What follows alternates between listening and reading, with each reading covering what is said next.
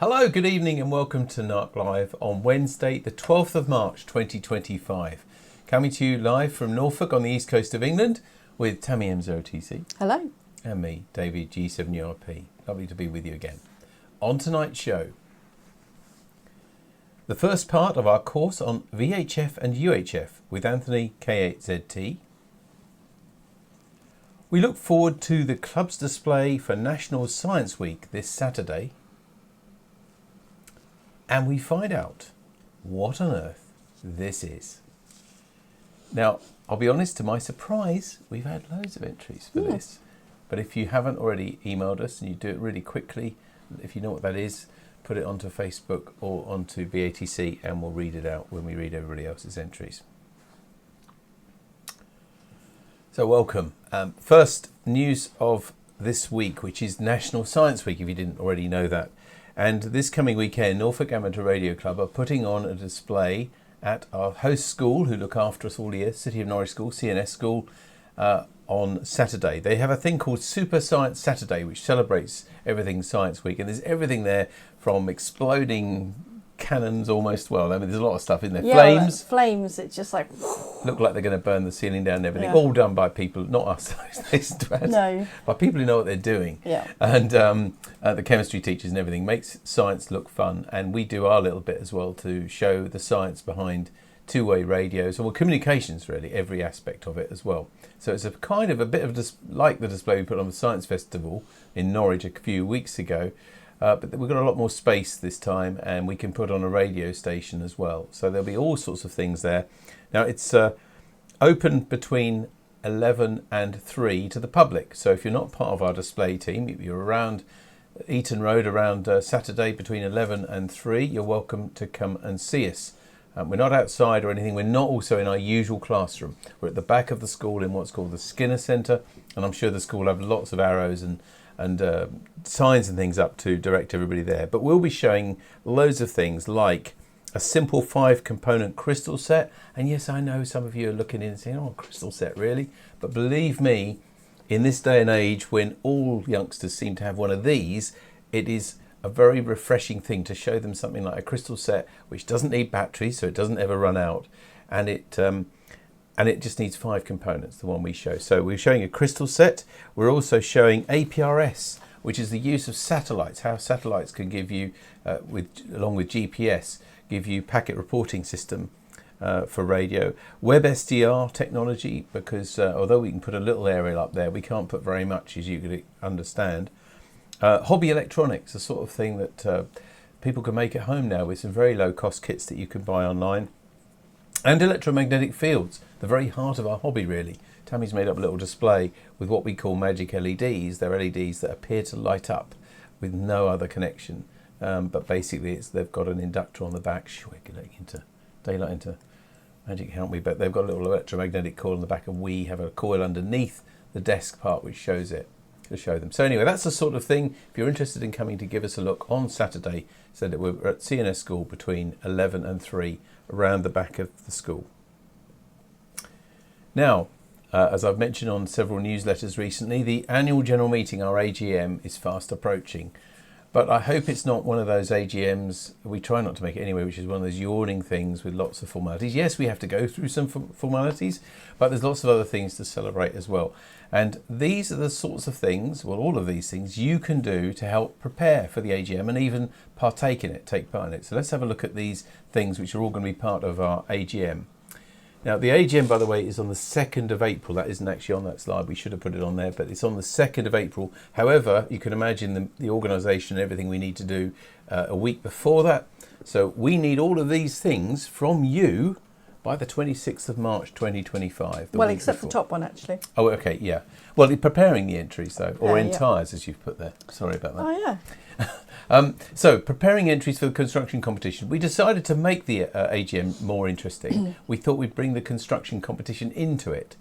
So that's what we do at the beginning. So we'll meet at the school as usual on the AGM night between 7 and 9:30. But the first hour, 3/4 of an hour, we'll be asking you to bring in your entries for the construction competition. You can bring in anything you like that you've made, As long as you've made it yourself, that's the point really. It can be from a kit, it can be something really simple or something complex, because we've shown over the years, it doesn't have to be something very comprehensive and complex and impressive to win. It's all about the quality of construction. The clue is in the name, construction, the quality of construction, and that's what it's all about. So any club member, if you're a paid up NARC member, you can enter that competition, and we show that from 7 o'clock until 7:45. Thereafter, the judge comes round, has a look at them and judges which one will be the winner, and the actual winner will be announced that night a little bit later in the AGM.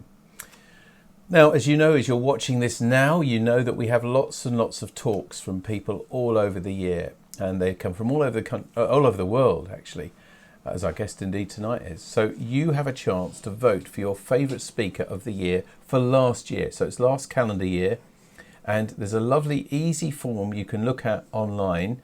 The details, it's very easy to click on both the newsletters, which we've sent out, I think 2 with that on now, and also Tammy now with a magic click of a button is going to put it both on Facebook and on BATC. So if you haven't already voted yet and you are a paid up member of NARC, please vote for your favourite talk of last year, because we'll be awarding the trophy that night. So they're on there now. Are we going to quickly show that, Tammy? Yeah, Can we quickly I think show? If I do that, hopefully. Now this is what you're going to look like if you click on one of those links, either from the newsletter or do it right now. This is a simple form. It really is this straightforward. As I said, the only criteria is that you just need to be a member, paid up member of the club, and then look at all these different talks that happened last year. All of these talks happened last year. I think our guest tonight, Anthony's there as well. Yeah, he is, yeah. In the talk that he gave on HF last year, but there's lots of other talks. So you just need to, you can click in any one of these. Oh, I need to actually click on it. So you can click in, it'll just let you click in one. So just pick whichever one you want, and then just go down. Just type your name. What's your name? David? David, yeah. But I have already voted, so don't right. press the go button. And then just My put your call sign in. URP, and it just says, are you a fully paid up NARC member? So just click yes, and then press submit. I won't do it, as I say, because you've already voted. So. And that's all you do. That is as easy as that. There's no, all we have is your name and your call sign. So there's no worries about anything being not secure or whatever. It is a secure form anyway. It's a Google form, and that's as easy as that. But please do vote. As they used to say years ago on a competition that probably my wife won't remember, your vote counts. It's your vote that counts, and it really is. Because whoever's got the most votes for those talks, we will be awarding them the Speaker of the Year for 2024. So back to this form again then. So we also need you to propose the team who you want to run your club. Now that can be you if you say I want to stand on the committee or stand for an officer. Every officer and committee position is up for renewal this year. For people you want to do, and it's a very, very democratic process.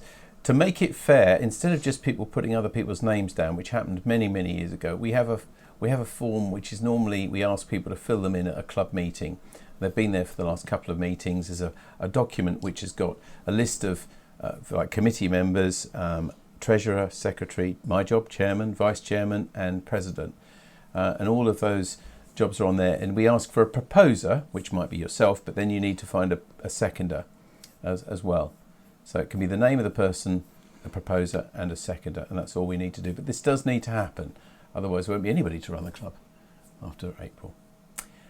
Next thing, very important, is you probably know, if you've been a NARC member for a few years, you'll know we raise a significant amount of money during the year for a charity. It's usually, and I can't reveal how much we've revealed yet, because that will be revealed at the AGM from last year's fundraising events, but we usually raise well over £1,000, so it can make a big difference to a charity. And normally it is a charity, but if it is a small charitable cause, if they don't have an actual charity number and things, as long as it's something that would recognise the cause, then we consider that as well. Now, who should decide who we support? Well, of course it should be you, the members. So at the AGM, there will be a show of hands to support, and we'll be counting those. Our auditors will be counting those and decide which charity we're going to support in all our fundraising efforts in 2025. All you need to do is nominate a charity. So if you've got a charity that's close to your heart that you think we should support, last year's, by the way, was prostate cancer, This year, you know, you can elect, we would invite you actually to say a few words about the charity at the AGM, although if you'd rather not do this, I'm happy to do that for you. I'm happy to read out whatever you write about it and say, you know, I would like NARC to support this charity because we'll read that on the night. And by a show of hands on the night, by members, then that's how we decide who we support. That way we spread the support over a number of years for different charities. Then finally, as you can see at the bottom there, if there's any question on the auditor's accounts, we'll be circulating the accounts to members only just before the AGM, and you'll be able to have a look at them, and there'll also be a few printed copies there on the night as well. So any details, any queries that you've got on the accounts, you can raise with them. And also Andy's put a note here on Facebook. He's watching this. He says, any trophy holder that was presented with a trophy last year, please return them to the club next week, 19th of March, or on the AGM evening at the very, very latest. But it is important, obviously, that we have the trophies, the physical trophies, by then as well. Right, I know there's lots of words there, but I hope you'll take part in our AGM. If you're a member of the club, it's really important because it's important because it's the one formal meeting we have a year to decide both how the club is run for the next year, but also we celebrate with lots of awards and prize givings as well at the end of the evening. And that again is on the 2nd of April, but we do need your responses before that, the week before. So if you're coming to the club, for example, next Wednesday, you can do most of these things there. Although the Speaker of the Year, we like you to do it online because it's really easy to do. And it means that we get plenty of responses and it's very easy to work out who's won. Lots of talk by me. I'm now going to go on to members news. We've got a couple of pieces from people actually, one from me in a minute. But first, I'm going to read this from Tony M0TDK, who says, this is a short video of a gull on my lawn doing some worm charming. Watch his feet.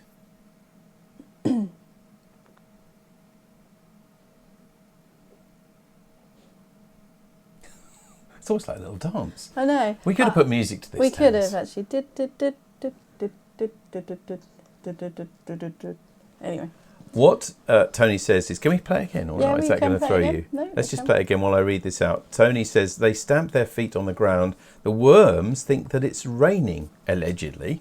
Yeah, I've heard that before. Have you? And come to the surface when the birds eat them. Yeah, blackbirds do it, I think.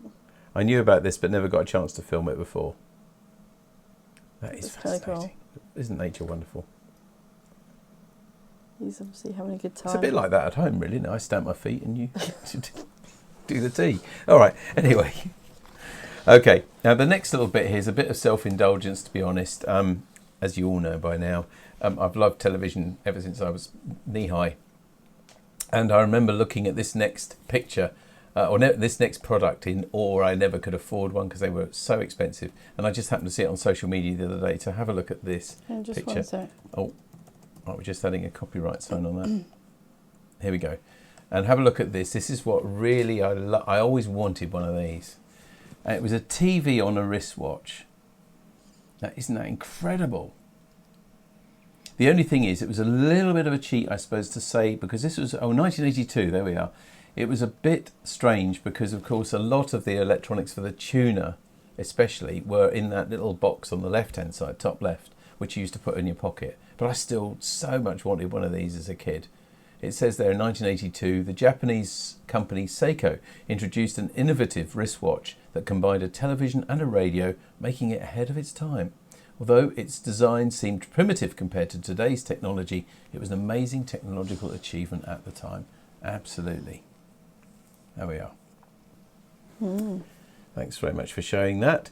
That was my little bit of a contribution to news. We'd love to hear from you as well, of course. We do try and share all sorts of news. It doesn't have to be about radio either. So if you've got any news for us, do let us have it. Tammy, over to you for Little People. Yep, here's Little People this week. Have you ever wondered when you go to like a Chinese restaurant what is actually in the basket? Yeah, well, okay, yeah. That's not what... It's normally pancakes. Is that really what's in the basket? Yep.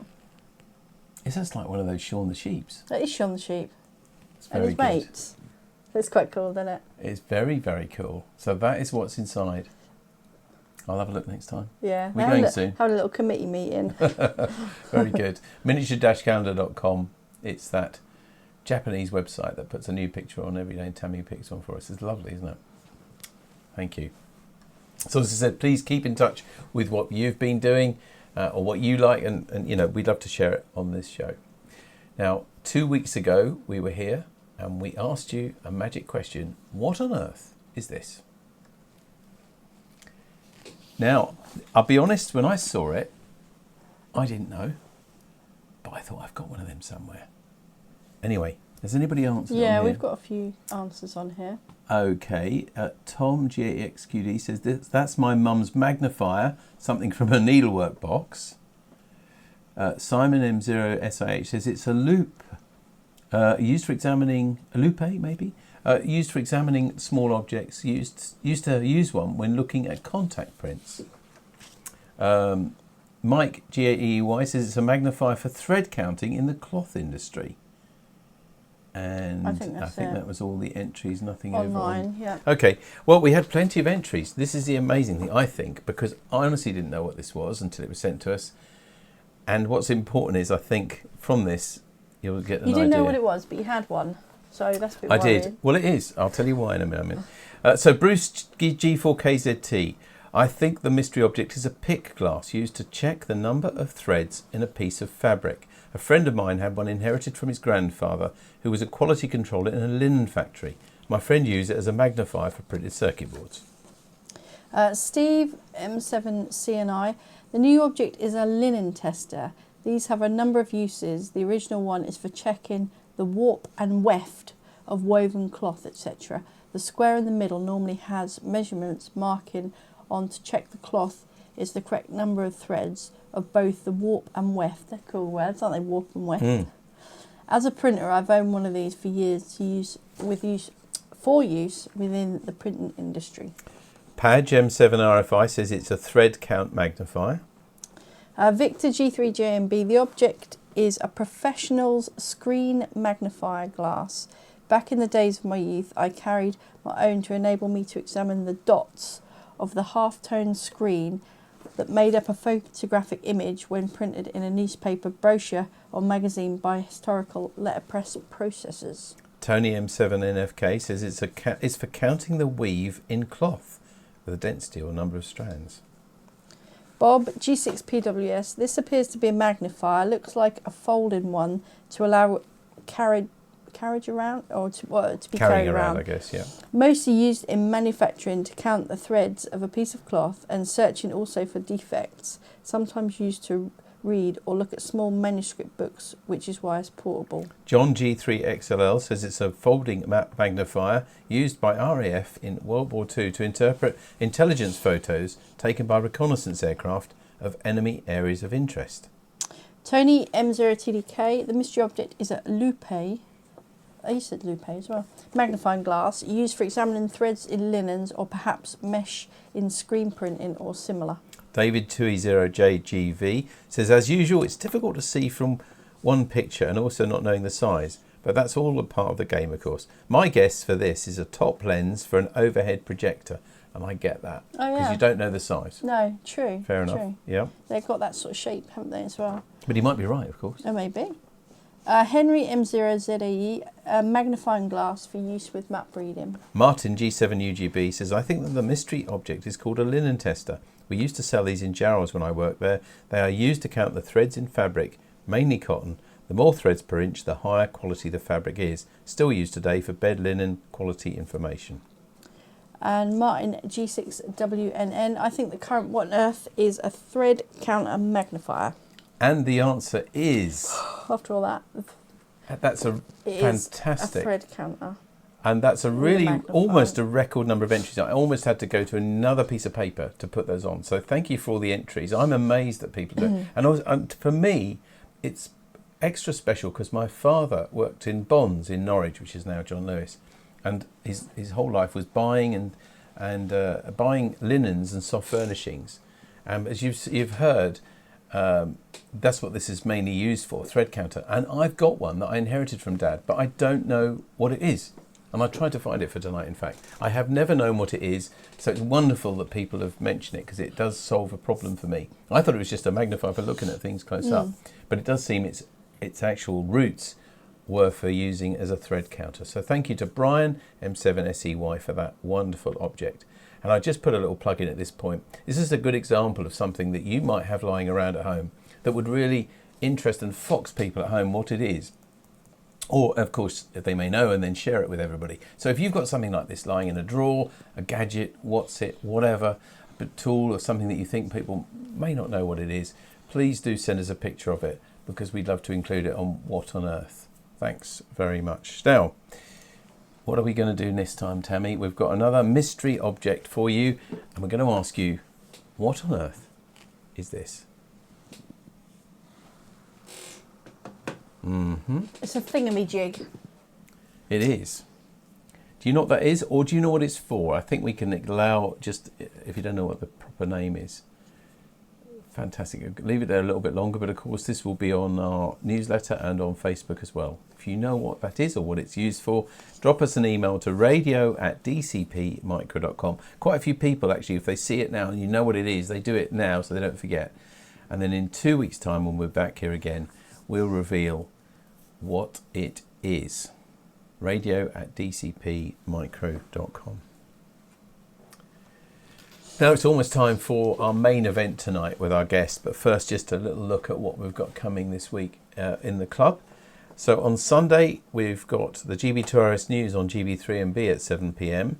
On Monday at 7:30 p.m. the Monday Night Net, also on GB3MB. It's open, of course, to anyone to both join it and run it as well. It shouldn't just be down to one or two people to do it, so please do contribute to that if you can. And at 8 o'clock, the CW Net on 3.543 megahertz. Then next Wednesday, a week from tonight, we're back at Meeting at the School on March the 9th. Sorry, not the March the 9th at all. March the 19th, between 7 and 9:30 at CNS, which is a social informal, plus it's Bright Sparks for our younger members. They're going to be making something. We're not going to tell you what it is yet, but anyway, that's for our younger members next week. And of course, we do want to hear from you with your news, and also this card, which we send out at least one every week. And we sent one, in fact, to Bob, K8ZT, who sent a note today saying, thanks very much for the card, very much appreciated. Things are going well with the knee, because he had a serious op on his knee. So if you want us to send that card to anybody to cheer them up, they don't have to be a club member, don't even have to be a radio amateur, then just drop their name and address to us. We'll add your name to ours, and we will send it off. Literally, we send one a week or so. I think we sign them and Yeah, I send them think off. so. So thank you very much indeed. Now, tonight's guest is no stranger to NARC Live. We've seen him quite a bit over the last few years, but tonight he's going to tackle a very different subject, and probably one that's not covered so much as HF, because tonight we've got Anthony K8ZT, who's going to talk to us over the next few NARC Lives, actually, about VHF and UHF. Lovely to welcome you back, Anthony. Well, thank you, David. Thank you, Tammy. It's great to be back. Yeah, it's really good to see you. And you got one of those trains there. You know, that's the way to get booked on this show. It's just to show a train. You know that I think I told you before that I'm into trains. So, yes. But not ones quite like that. We don't have those here on the Norfolk Railway and Mid Norfolk Railway. But anyway, oh, that's a lovely picture. Yeah, look at that. And that'll be arriving here locally the last weekend in April and the first weekend in May for our scenic runs on our scenic railway that I volunteer on. So it comes for 2 weekends a year, and I'm looking forward to it. Brilliant. And that viaduct to the right there. Oh, sorry, that's all right. Yes. The viaduct to the right there. That goes over the top of that? Yes, it does. It goes over the Cuyahoga River and the railway and the old canal. The Cuyahoga Valley National Park runs basically between Cleveland and Akron, and it's the historic site of the Ohio and Erie Canal. Later, the Valley Railway, and that is Route 82, and it's going over all three of those. Oh, I bet that looks fantastic. Right, Anthony, well, we're looking forward to your talk tonight. As always, everybody at home, if you have any questions or comments for Anthony, do ask them during the talk, and we'll relay them to him straight at the end. But over to you now to learn all about VHF and UHF, Anthony. Well, very good. So we're going to talk about a beginner's guide to VHF and UHF, and this is the UK version. And if I make any mistakes, let me know, because, again, VHF and UHF vary from ITU zone to ITU zone and from country to country, so some of the things are a little bit different. Hopefully I have them all correct. This was also partially written by Marty Wohl and 6VI for the original US version of this. My contact information at K8ZT73 @gmail.com and my website K8ZT.com. As usual, my slides are packed with a number of links to resources, and you can get to those at tiny.cc/UKBG-VHF. So UK Beginners VHF, or you can shoot the QR code. So what are the amateur VHF and UHF bands? Well, the very high frequency, or VHF, is what the ITU designation is for the range of radio frequencies from 30 to 300 megahertz, approximately 9.9 to 0.99 meters. The ultra-high frequency range is approximately 300 to 3,000 megahertz, approximately 1 to 0.1 meters. The main bands for VHF and UHF in the UK include the following, although there are some microwave bands we really won't be talking about above these frequencies, but 6 meters from 50 to 52 megahertz, 4 meters from 70 to 70.5, 2 meters from 144 to 146, 70 centimeters from 430 to 440, and 123 centimeters from 1.24 to 1.325 gigahertz. As I mentioned earlier, they vary, the band allocations vary from location to location. So if you look at this chart for the US, you'll notice that there's an extra portion of 6 meters we have, and we do not have 4 meters. So different allocations in different countries. So this is the 2 meter band plan.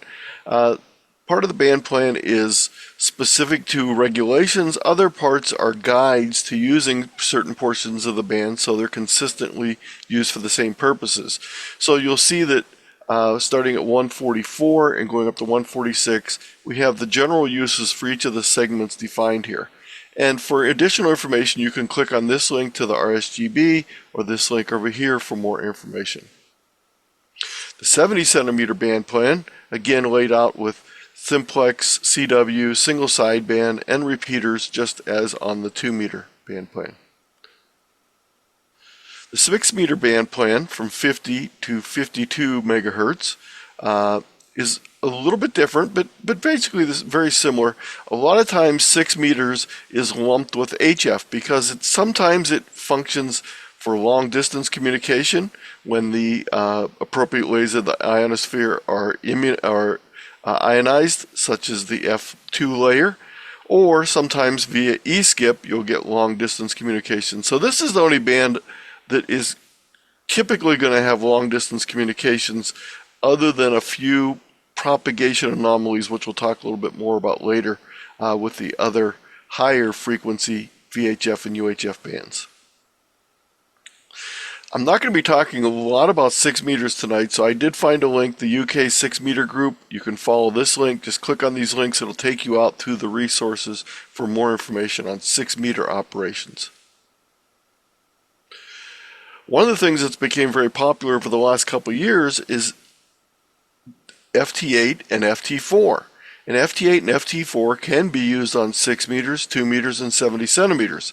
Now, they must be used with a radio that's capable of single sideband modulation. They will not work on FM, but here's the frequencies where these operations are typically centered for each of these bands.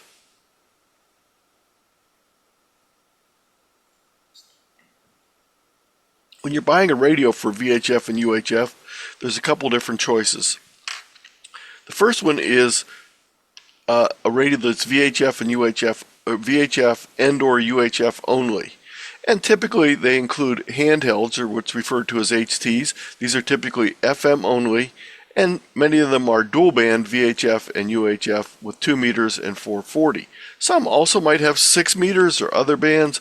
Not as common, but some of the HTs do have other bands. A mobile radio, one designed for your vehicle installation, or it can be used at home also, but it is primarily designed as a radio for your vehicle. typically VHF and UHF, although you can also find quad band radios that have 6 meters and even 10 meter FM on them. These are typically FM only radios. Again, you would not be able to do FT8 or FT4 with these or make single sideband contacts. If you're looking for single sideband, CW, and FM altogether for VHF, UHF, you're most likely going to be looking at a base unit. There are a few of them out there. There's also a couple portable units which we'll talk about that have the capability of doing this. We'll talk more about selecting gear in our next meeting. Or if you're interested in HF and VHF, there are radios that are HF, VHF, and UHF combos. Such as the Yaesu 991, a very popular radio that includes 160 meters through 6 meters, plus 2 meters, plus 70 centimeters. This radio also is similar to the base radios in that it is a multi-mode. You can do single sideband, CW, digital modes, and FM. So what can you do with a radio? Well, what you want to do with a radio will go a long way to deciding which type of radio you want to purchase. FM simplex contacts, direct station-to-station contacts without using a repeater, are typically limited to short distances due to two main factors: the power level, the low power level of the HTs, and the antenna included with the radio, and then also the fact that it's going to be just a little bit taller than you at the maximum. So we're talking 6 foot and under in most cases for the elevation above ground level. The antennas on these, often referred to rubber duck antennas, are rather inefficient, so they're not great for long distance. But with the same HT, you could make an FM analog repeater contact. Using a repeater to make contacts provides much longer distances. It can also act as a meeting place, a specific frequency where groups might hang out. A lot of clubs sponsor repeaters. Additional features might include linking to other repeaters via RF or the internet, crossband connections, etc. When you're using a repeater, the range can increase dramatically, and repeaters typically have a higher power transmitter and good antenna and are located with great height. There is also FM digital. Now, I have to talk a little bit now about what I'm referring to when I say digital, because we're going to talk about two digital topics during this presentation. One is going to be FM digital. The other one is going to be digital modes, such as FT8 and FT4. They're completely different, but I just want to make sure that you realize that. So FM digital is what we refer to when we're referring to the modes such as DMR, D-Star, Fusion, etc. These are special modes that convert your voice into a digital signal, then is transmitted, as opposed to a typical analog FM radio. Typically, these types of repeaters are linked together, many times using internet connections, and they can act as a meeting place or frequently for groups. Additional features can include linking to other repeaters, and they have something called call groups. Quite often, these might have worldwide coverage. These different digital modes are not interchangeable. So if you have a D-Star radio, it can't operate on a DMR repeater. A Fusion radio cannot operate on a D-Star repeater, etc. But what we can do is we can take something called a hotspot, and we can use almost any VHF, UHF radio, including an analog FM radio, to access the hotspot. The hotspot is then connected via the internet, and that goes out over the internet and connect to some of these other radios. So a hotspot will let you connect to any of the different formats of both digital and analog. In addition to the typical FM operations, we can also do something called weak signal operations. There can be FM use for this, but most of the activity on weak signal operations takes place on single sideband, CW, or the digital sound card modes such as FT8 and FT4. All three of these require a multi-mode capable radio, one that can do both single sideband and CW, so that typical handheld FM radio will not work. That mobile FM radio will not work for these. Contesting. Although there is some FM activity, most contacts contesting takes place on single sideband CW or the digital sound card modes. All three require a multi-mode capable radio. Some other activities we'll be covering in the following weeks include SOTA and POTA operations, summits on the air and parks on the air, digital FM, which I briefly touched on, emergency communications use, VARA FM, which is a way to basically send email via your radio, Echolink, which links repeaters via the internet, fox hunting, where we have a hidden transmitter and everyone tries to find it, also known as direction finding, and satellites. There's a number of amateur radio satellites. They are basically very similar to a repeater that's in orbit. So they act as a way to repeat signals back down to Earth.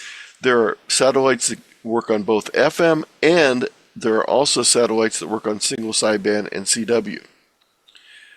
You can also do Earth, Moon, Earth bounce, where we bounce our signal off the moon, not a repeater, but simply off the structure of the moon back down to Earth. This typically requires a lot of power, but with the advent of the very good low signal noise to ratio modes such as that come with WSJTX, such as JT65, this is possible even with a modest station and modest antennas. The typical VHF UHF HT handheld looks something like this.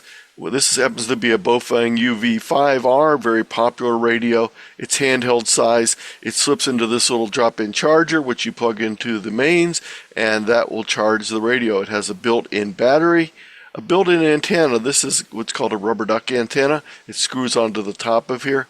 You might have a belt clip to attach it to your belt. You might have an earpiece so that you can have it attached to your belt and be able to use it without taking it off your belt. You might have a wrist strap. And probably the most important thing that comes with it is a user manual. Now, there's a lot of decisions about buying a VHF UHF radio, and we'll have more on that next session. But I want to share with you this in case you want to start looking. This is a presentation that I did on buying amateur radio equipment, and included in that is this spreadsheet. And when you click on the link to the spreadsheet, it'll take you out to a number of different radios that are available. Now you can skip the first couple tabs because they're all HF. You can go over to the VHF UHF matrix, and there you can see what type of radios are commonly available and what features they have, which bands they cover, what they do. But we'll be talking more about this in a future session. So let's talk about using a VHF UHF radio. First, let's talk about the types of operation. We've already mentioned this. We're going to be focusing mainly, though, on FM operation with simplex and repeaters to start with. As I mentioned earlier, the manual is probably the most powerful feature of any radio. Learning how to use your radio will reveal a variety of useful built-in features. Because handhelds typically do not have a lot of buttons and knobs on them, they usually have a very deep system of menus. So being able to find the menus is not necessarily intuitive. So knowing how to operate a specific radio, you can use the manual. You can also view YouTubes on your particular model of your radio so that you'll understand the various features. But make sure you learn those features because it'll make the radio much more effective and useful to you.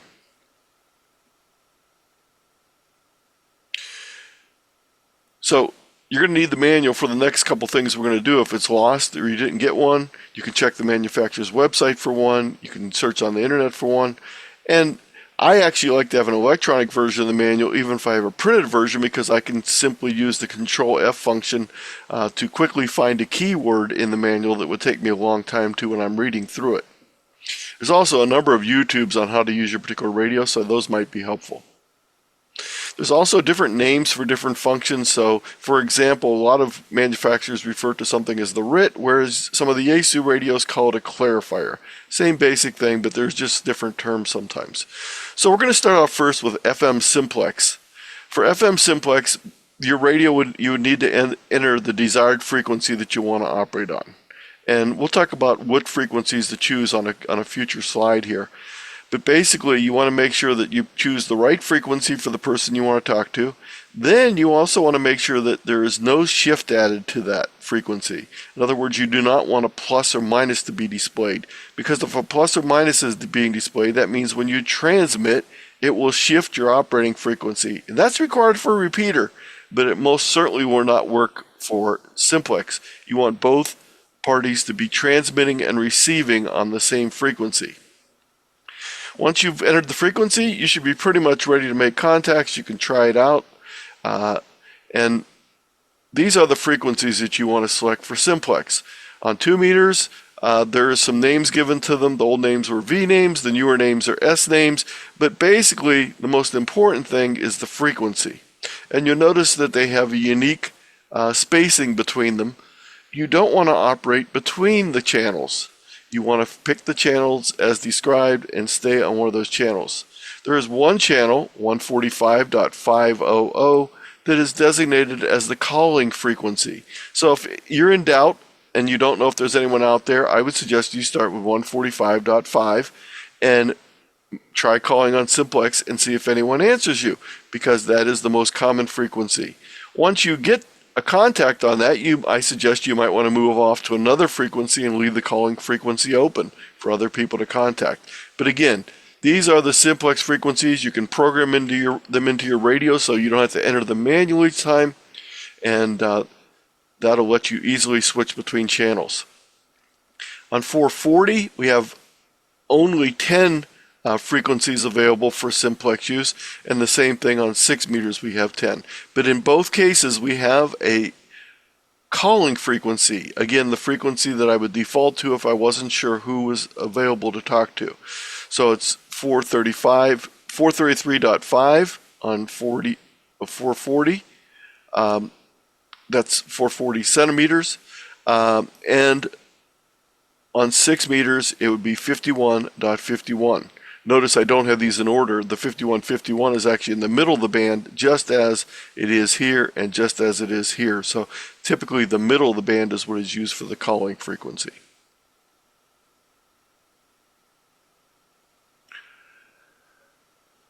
If the other station's not responding, that might mean that you're both not on exactly the same frequency. It's very easy to accidentally have the frequency slightly off. So you might have it on 145.205 instead of 200. The next thing might be that one of you actually has the offset function chosen. So when you're transmitting, the radio is shifting to a different frequency. You might have a dual band radio and you're not transmitting on the correct band, the band you think you're transmitting on. So make sure that band that you think you're transmitting on is the one that is actively being transmitted on. The two stations might be out of range. The other station might be using something called CTCSS, which is also known as PL or privacy tone. This is mainly used for repeaters, but it could actually be turned on by someone, and that might mean that you're not hearing each other because it's being covered up by that encoding signal. Or your radio or antenna is not working. These are all things you'd want to troubleshoot.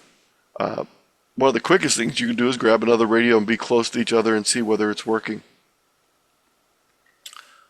Now, we're going to talk about setting up your radio for an FM repeater. The first thing you need to do is find out what local repeaters are in your area and what frequencies and other information is necessary for programming your radio. You want to tune your radio to the repeater frequency, and then you need to choose an offset, also known as a shift. So the frequency you tune the radio to will be the receiving frequency. In other words, the frequency you're going to listen to the repeater on. The shift will then shift your frequency to change your transmit frequency to the frequency that the repeater is listening on. You can test the repeater by transmitting, and make sure you ID when you do that. If necessary, some repeaters might have a CTCSS tone. If it's necessary to include that, you'll need to include that, or the repeater will not respond to you. After everything is working, save the settings in your memory so you can easily go back to that repeater. Now, where do you find the information about FM repeaters? Well, there's a number of places you can do it, and I have 3 links here. TheRepeaterBook.com. You can go to the UK version, and you can find repeaters. Now, notice it has 10-meter repeaters, 6-meter repeaters, 2 meter, 440, etc. So find the band you want. You can also limit the bands by going up here into the settings, but we can just scroll down through this and find a repeater in your area. It will have the information on that repeater. If you click on that link, it'll give you more information on that particular repeater. It'll show you a map of where it's located. It'll show you information on it, grid square, downlink frequency, and this particular one happens to be offset by simplex, so it's not shifting. So you need to know that information to be able to use the repeaters properly. You need to know if they're using an offset and whether it's a plus or minus offset. And you can see right here the little plus and the little X when it's neither, and the minus when it's a minus offset. There's another one, repeaterbook.com. All countries, that'll let you find other countries, including European countries. So you can go to this and you can choose which country you want to find the repeaters in. So if you want to find repeaters in Belgium, you can go there and find the information on Belgium repeaters. There's also an interactive world map from this Italian K8ZT, and you can go to this map and you can find information of repeaters based on this map.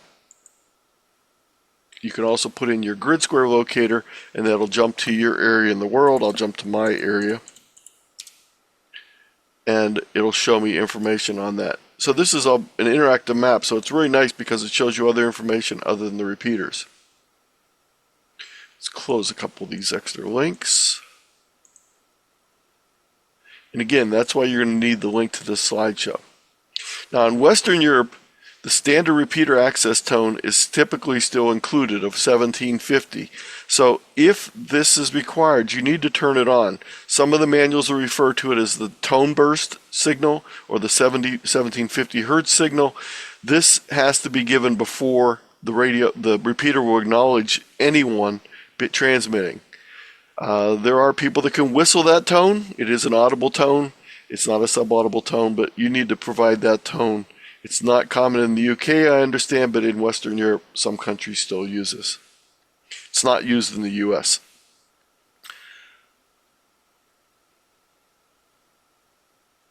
So some of the reasons for no response, if once you get everything set up, the repeater might be out of your range. The repeater may no longer be on the air. Just because it's listed doesn't account for the fact that maybe there was a lightning strike that took it out last month. The repeater might also need an access tone or CTCSS tone. If that's required, you need to make sure you enable that in your radio.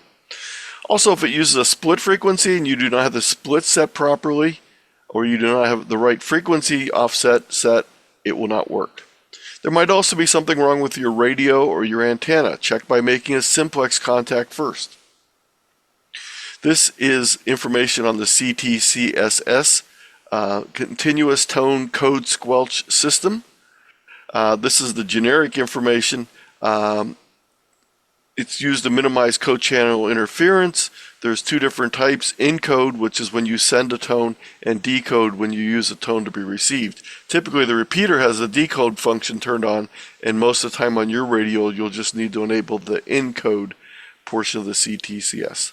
As far as the offsets go, they're pretty standardized. Also, the some repeaters can have different offsets. So if you're operating on 2 meters, it's typically 600 hertz.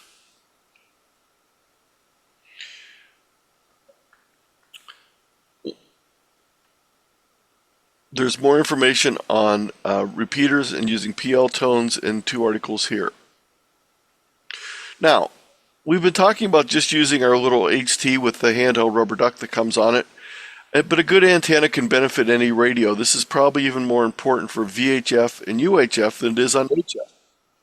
So the antenna is your most important link to the outside world.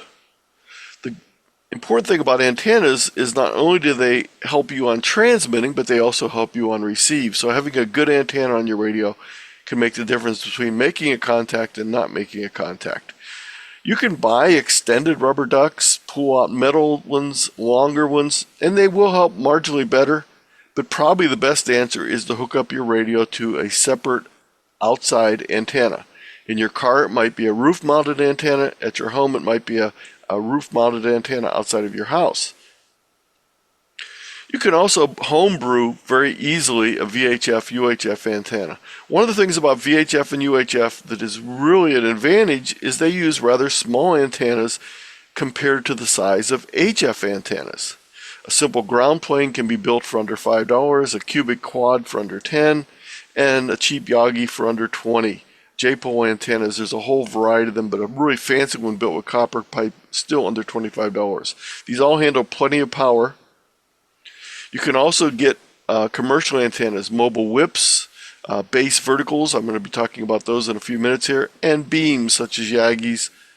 And you can also save money by keeping your eyes out for used antennas, cleaning them up, and getting them working. So here's a simple ground plane created using an SO239 connector.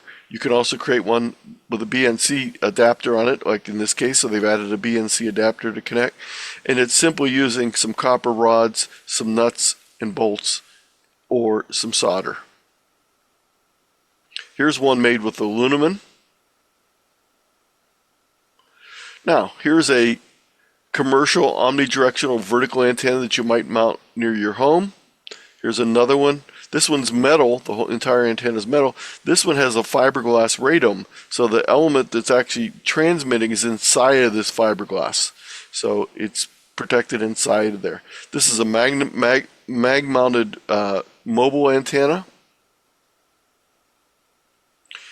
You might want to, when you're adding these antennas, they typically have gain. Gain means favoring some directions at the expense of other directions.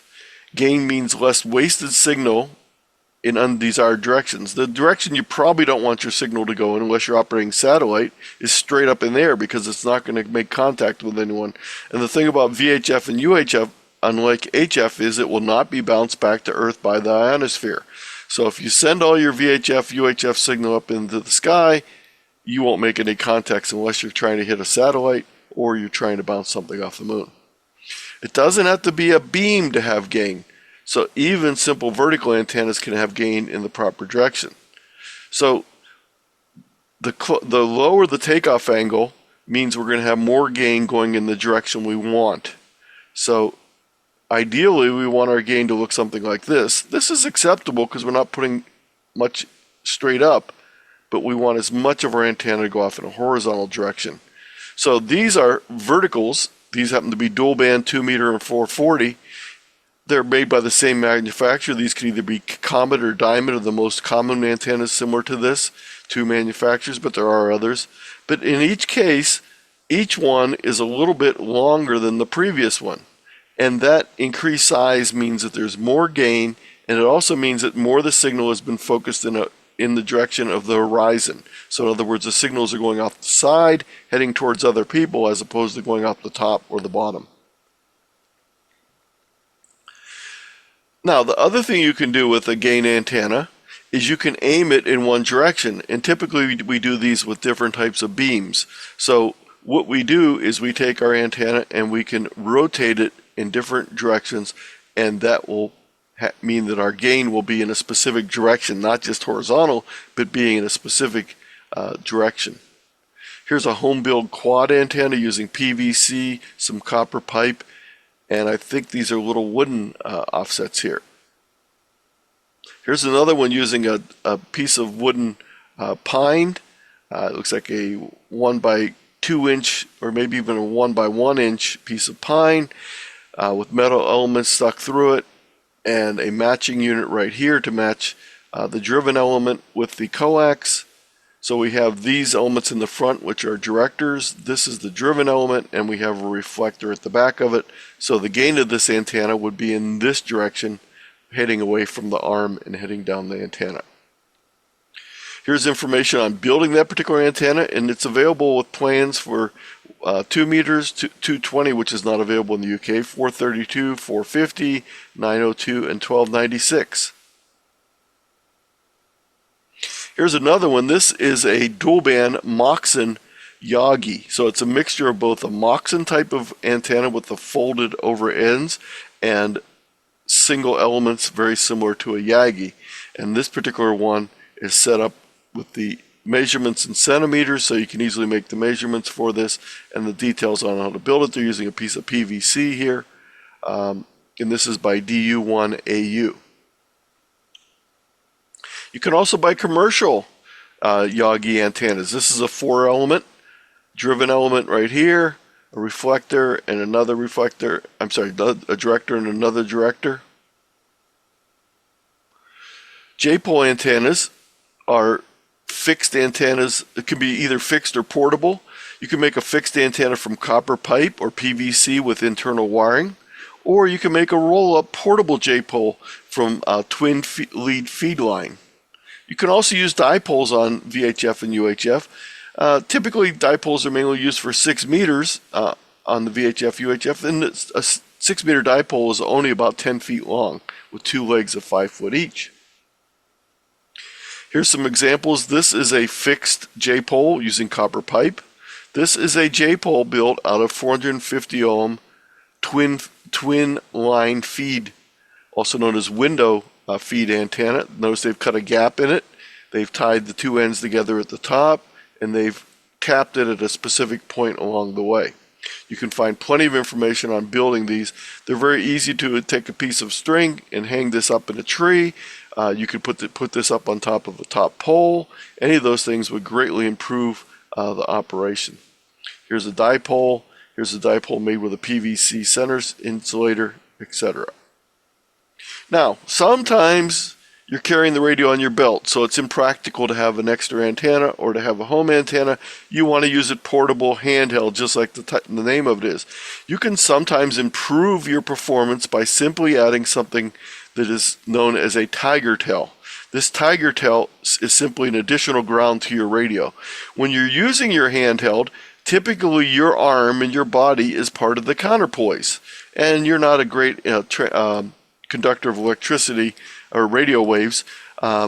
So by adding this small ground wire, approximately 17 to 19 inches on 2 meters, to ground it on the radio, so you want to ground it either under the ground portion of the antenna, or you could even screw it onto the radio itself if it has a metal portion of it. You want it to be an additional ground plane, and the tiger tail can help improve your performance. On VHF and UHF, in line of sight contacts, getting the antenna as high in the air as possible can help greatly. The other thing you want to do is you want to match the polarity with other stations. If the antenna is horizontally polarized or vertically polarized, you want it to be the same as the person you want to talk to. For convention, amateur radios for years on VHF and UHF have used vertically polarized antennas on FM and horizontally polarized on single sideband and CW and digital. Why is that? Well, typically because a lot of the FM use was done from mobile units in vehicles, so it was much easier to have a vertical antenna on your vehicle than a horizontally polarized antenna, although there are some available. Two of the keys are to have your antenna as high as possible and outside. So if you can get the antenna out of the house and high up in the air, you're going to have better operations. When you're doing this, though, you have to be careful. There's both physical danger and electrical danger. When you're climbing up high to put up an antenna, you could easily fall, so be very careful. Also, when you're putting up an antenna, if you come in contact with electrical wires or any electrical resource, such as a light pole, etc., you could get killed. Again, I'll repeat that. Having your antenna strike a live electrical wire could result in death. So it's very important to check out your situation before you start installing an antenna. Stay clear of all electrical wires and stay clear of all types of electrical services. So if there's a pole with a light on top of it, that is an electrical service. So you don't want to use that pole as part of your antenna mounting system or have your antenna come in contact with it. You don't know how well the insulation inside of that pole is, and the electrical lines could easily come in contact with the metal pole itself. So you want to follow the IET BSI compliance rules, and we'll talk about grounding, which also follows under those rules for your antenna feed lines later on. Sometimes we can't put the antenna outside easily because there's restrictions in our area. You might have a freehold agreement or a leasehold agreement or other restrictions. So you might want to think about a stealth antenna. A stealth antenna is an antenna that can be put outside and easily hidden and not look like an antenna. This is called a ventana. It resembles a plumbing vent on your roof, but it is actually an antenna. You can also get PVC or plastic radomes that cover your antennas. You can also hide a VHF or UHF antenna inside a birdhouse, use a flagpole, other things to disguise it. One of the nice things is because VHF, UHF antennas are small, they're easier to hide. Also, it's much easier if you want to take an antenna inside and then bring it back out again. For a number of years, I was operating in an apartment where I couldn't have antennas, but I was able to go out temporarily and put an antenna in my yard on a small pole to operate satellites. And when I was done operating, I'd bring it back in the garage, and no one ever complained because it was never there all the time. Here's an example of a hidden antenna. This is called a flower pot antenna. It is basically a vertical antenna that uses coax. A section of the coax has the ground removed from it, and another portion of the coax is wrapped in a coil. So the combination of these causes basically a horizontal dipole.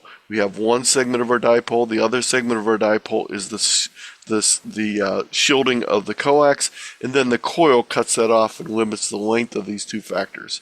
So this is one built for 6 meters, but you can build them for any size you want by scaling down these settings.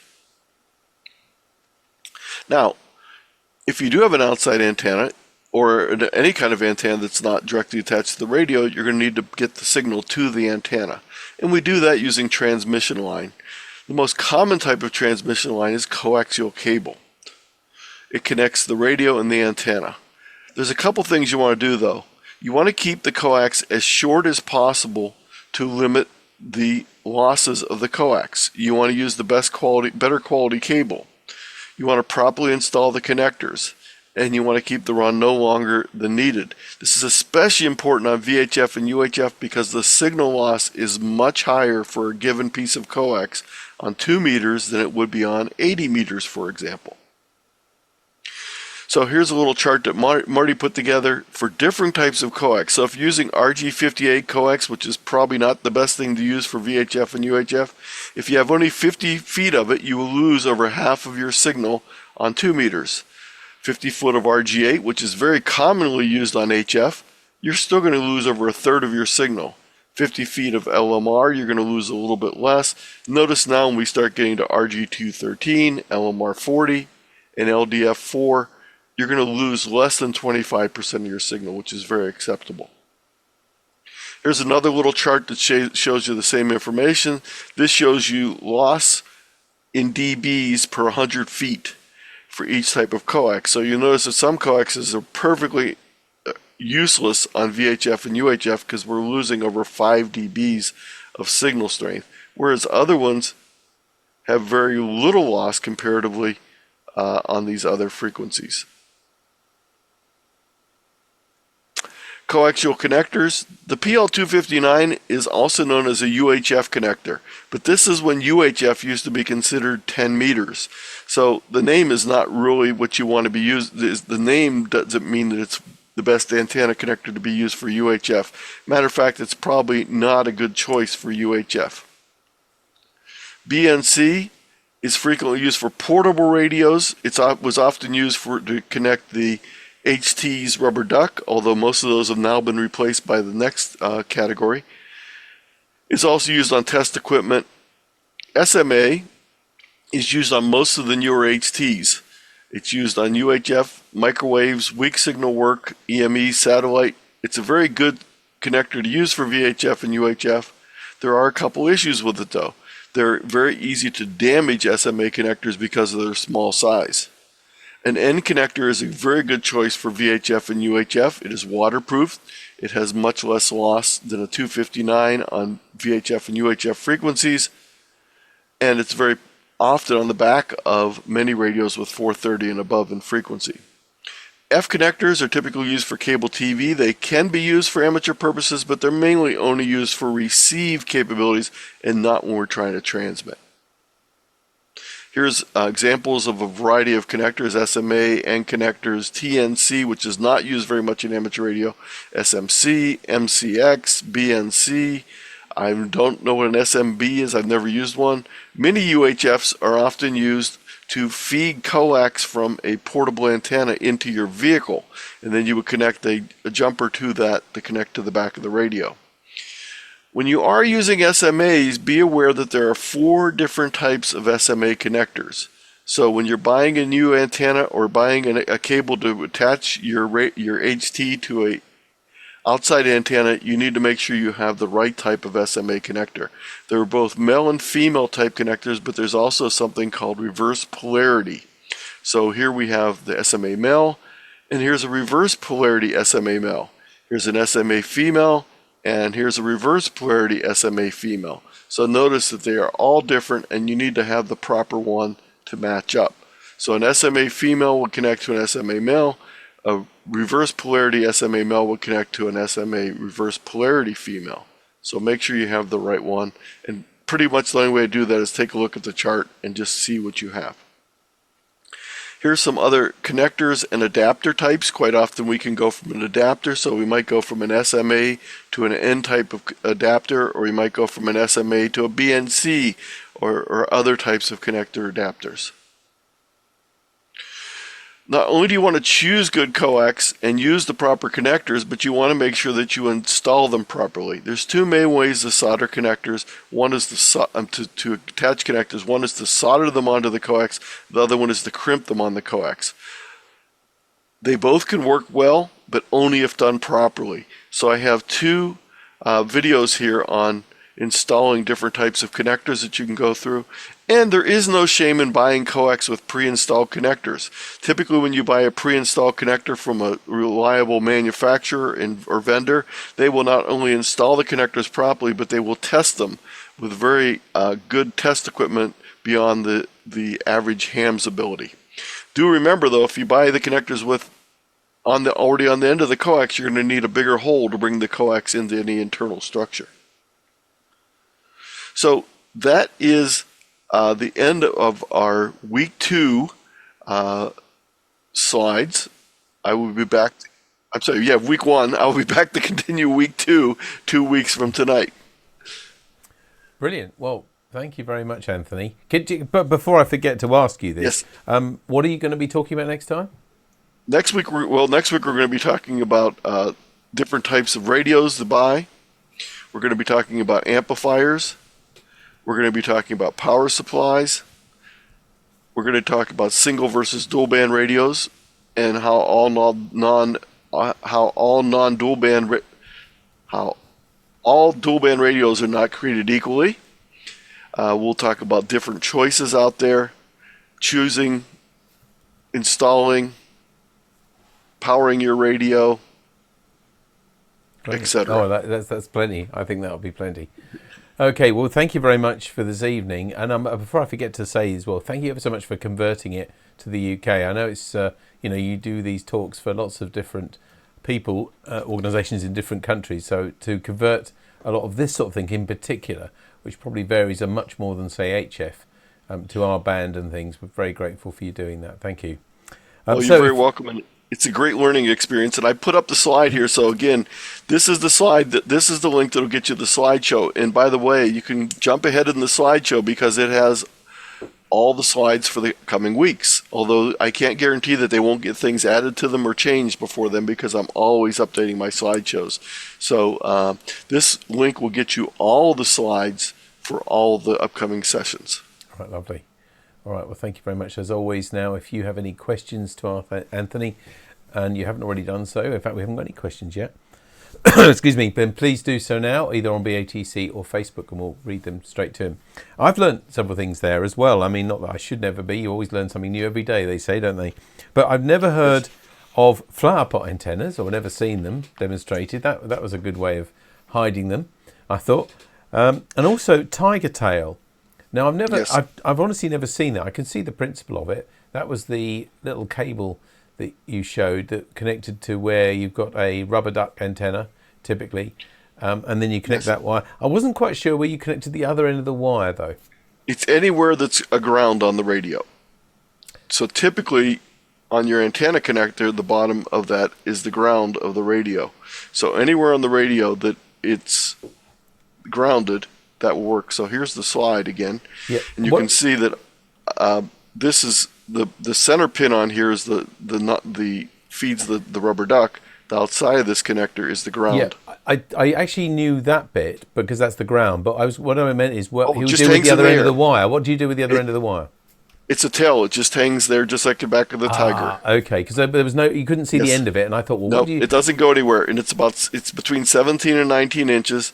And we tried this one night at our local club. We had a bunch of people bring their HTs with them, and we did this on all the HTs, and we had a calibrated signal strength meter, and we were able to notice the difference on almost every radio. Well, that's really interesting. So, and how long was that piece of wire? 17 to 19 inches. 17 to 19. Is that kind of resonant then, even though it's your earth connection? Yes.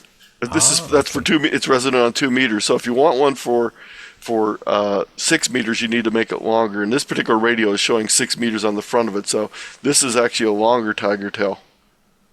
Brilliant. Well, thank you for that, because I've honestly never seen it done, and it actually makes perfect sense as well to do it. And again, as I said, if there is not an easy way to get to the antenna connector, anywhere you can find a ground on the radio. Sometimes there'll be a screw on the back of the radio that might be grounded to the surface. Anywhere on the radio that you can But find as you a screw. say, to be sure to get RF earth as well, the best place Yes. is probably where the antenna screws onto. Make maybe modify a tag or something like that to put on there. Really, really good. One thing as well, you mentioned adapters. Now, you're going to be more experienced than I am on this, and many of us probably watching. I've always been told to try and avoid adapters. I know there's partly because maybe there would be that's a weak point because you're going to have two connections. But do they introduce much of a loss? All the adapters you showed were quite small and compact. Do they introduce any significant loss? They tend, if you have a high quality adapter, they do not add a lot of loss. They add a little bit, but we just had a speaker for the Rat Pack group a couple weeks ago, and he had taken, I think, 8 antenna adapters and put them all together, and then measured the loss with and without the 8 antenna adapters, and it was like less than 2% loss. So negligible, really. Yeah, negligible. Now, the problem you get into more often is a bad connector. If you get a connector that doesn't have a good path through it, or you buy cheap connectors or corroded connectors, and one of the ones that's most notoriously can be bad is the 90-degree angle ones. Quite often are not high quality. So make sure you're buying high quality adapters when you buy the adapters. That's a good tip. I never thought about the right angle one, the 90-degree ones being a special problem. But yeah, it's worth spending a bit more money. I mean, otherwise we all spend hundreds of pounds on a hobby and often much more. But then to sort of waste the point about getting the signal into your radio or the signal out, to waste it on a £2 adapter or $2 adapter as opposed to a $4 one is no point, is there? Yeah, and one of the quick ways you can tell, in addition to a name brand being stamped on it, is the silver plated ones are almost always better than the non-silver plated ones, and the ones that are chrome plated are always garbage. So you don't want a heavy chrome plating on the threads of the adapter. It's very hard to tell the difference, I think, between nickel and chrome as well, because nickel's not okay, isn't it? But as you say, silver, nickel's okay, silver's better. Chromed is bad. Yeah. So we do have beginners in our club. I know we have beginners watching this, I'm sure. The way you can tell that, so you don't have to be a metal expert, often, logically, if you saw something bright and shiny, you might think, well, that's a better one. But actually, the silver ones are often, they're more of a matte finish, aren't they? They're really just a dull silver colour, and they're probably going to be much better quality than one that looks high chrome and, glossy sort of finish. Yes. Yeah. Well, it's been a delight to see you. Oh, we have got another question there. Yes, somebody else actually, Peter Reed Bishop. Now, he's mentioned Messi Poloni are great connectors. Yes. I don't know if you've heard of them, because that's an Italian company, isn't it? And they have great coax too. Yeah, I was going to say that as well. They do have an importer in this country. Martin Lynch, I think, distribute them here. And they are sometimes a little bit more expensive, but they do seem very high quality.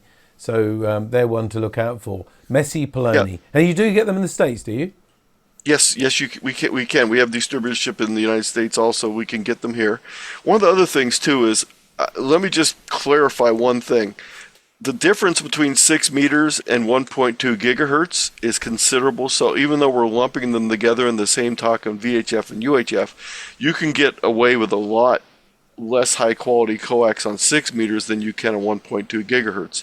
And when you start getting above 1.2 gigahertz into the microwave bands, what is often done is the radio itself will be mounted at the antenna, and then there'll be a feed coming back. So if any of you have ever seen the new ICOM portable that's similar to the 705, but it's similar to the 705, but it's not the 705. It's the one that is the microwave radio. It actually has the transmit and receive modules mounted at the antenna, and then the line that feeds back is not running that frequency. It's running a lower frequency, so it's converted at the antenna and then brought back down to the radio. Yeah, that's really good. Thank you very much, Anthony. 2E0JNW says UKRepeaterNet.net is a bit more comprehensive in this country than Repeater Book. So I don't know if you've heard of that. You did say you wanted some feedback, so that might help you for other talks. But as I said, thank you for putting all the work in to convert things that you've talked about today. One other thing of personal interest, really, and we don't want to confuse anybody here, if you're watching this in the UK, excuse me, all of the bands and things you've been talking about are UK based tonight. There's a new radio came out, which was coming out, which interested me. It's called the TMD 750, but anyway, that doesn't matter. It's a new mobile radio by Kenwood. And one of the things that the US version has got that not the European version won't have is 220 megs. So just out of curiosity, so just to say it's not legal to use in this country, but is that a popular band in the US? Unfortunately, it is not. It had more popularity when I was first licensed, because what happened is back in the 90s, or actually 1986, the U.S. Well, first of all, let me just go back one further step. In the U.S., when someone gets a beginner's license, the novice originally or the technician class, which are the lower level similar to your foundation license, instead of limiting the power level, they limit the frequencies that they can use. So, for example, most of the novice licenses did not have HF privileges. They mainly had VHF and UHF privileges, the technician class. So they added to the novice license privileges on 1.2 gigahertz band, and those increased activity there. But what happened also is part of the 220 band was a chunk of it in the middle of the band was taken and given to commercial services in the U.S. So we actually have 220 to 221. Then there's a gap until you get up to 222. Because it's sort of neatly in between, isn't it? 140, 150 megs. And so that bottom part of the band, you need special operating permission to use it as a ham, and it's hard to get that privileges because it's mainly used for commercial services. The nice thing about 220, and 220 was used quite a bit for packet radio back in the days when packet radio was on 2 meters. What they would do is the links between the packet stations would use 220. And the nice thing about 220 as opposed to 2 meters is the antennas are about half the size, so you can get a lot more gain on the same size of antenna. And otherwise it's very similar to 2 meters, but having the smaller antenna size meant more gain per foot of antenna. So yeah, 220 is an interesting band, and I was very active on it during the packet days because that's the way I also got my DX spots. The DX cluster was on 220, so I would connect via 220 to the DX cluster. I have limited 220 equipment here now. I just have a Ukrainian converter for multi-mode, and I do have an old 220 FM radio, but I have not had it on the air for quite a while, and it's very much of a shame. Unfortunately, in the U.S., VHF and UHF has really dropped off. Activity has really dropped off in the last 10, 20 years.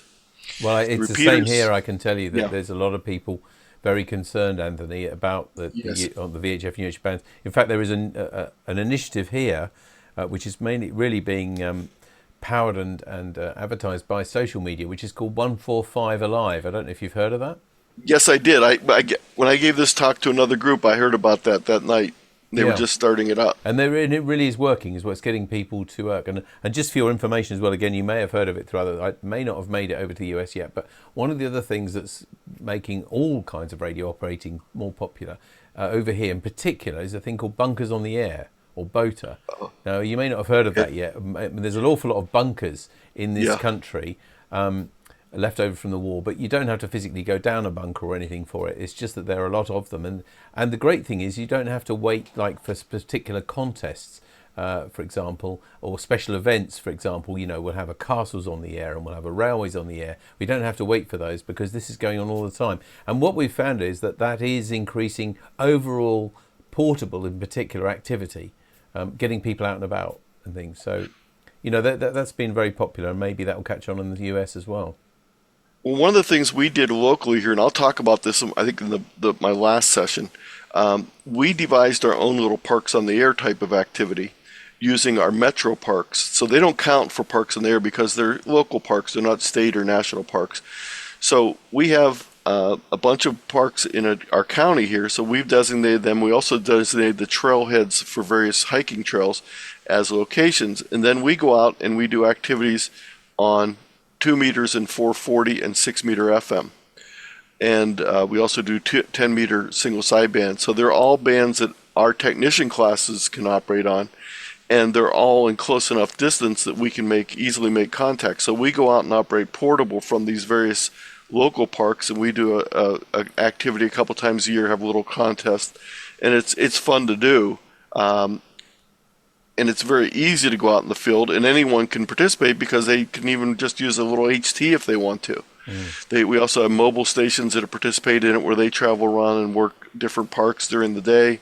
But that's one of the activities we've done. And I'll talk about a couple other activities to try and kickstart some activity that are taking place here in the U.S. But even the VHF UHF contest, which I'll talk about a little bit later, the activity in those has dropped off in the last couple of years considerably also.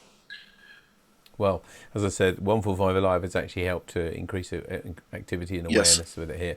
And we're really looking forward to your next talks. I think there are 4 in this series altogether. I think so. And we'll see you again in a fortnight's time, 2 weeks' time. Thank you very much indeed tonight, Anthony, K8ZT. Thank you. Thanks a lot. Good to see you again. There we are, and that's almost it for this NARC Live. I hope you found that interesting and enjoyable, and we'll be back again in 2 weeks' time with another NARC Live with Anthony. Will be our guest then as well. So just to go over what's happening in the club this week, we've got on Sunday at 7 p.m. the GB2RS News on GB3MB. Monday night, the Monday Night Net also on GB3MB. And at 8 o'clock, the CW Net on 3.543 megahertz. Then in exactly a week's time from tonight, we're meeting at the school at CNS between 7 and 9:30 when it's a social informal plus Bright Sparks for our younger members.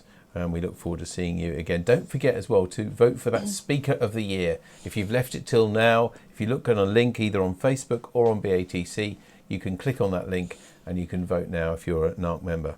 And we look forward to receiving your news and pictures and everything else. But until next time, from Tammy M0TC. Bye-bye. And from me, David G70RP. Take care of yourselves. Look after each other. Bye-bye.